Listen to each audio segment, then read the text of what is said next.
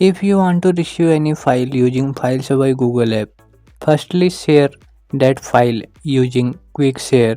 How this process will work, let's see on screen. This is sender's mobile screen. Go to gallery and share any files using Quick Share.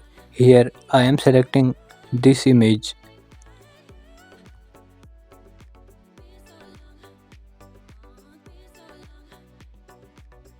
Click on this send button and here quick share option is appearing. Click on it.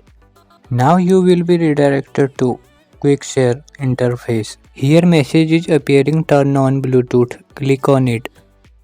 Now quick share is looking for nearby device.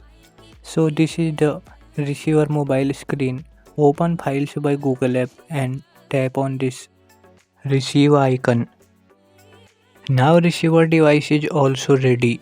Sender device is searching and you can see device is founded. Tap on device name and it will send a request to receiver mobile. Now click on accept.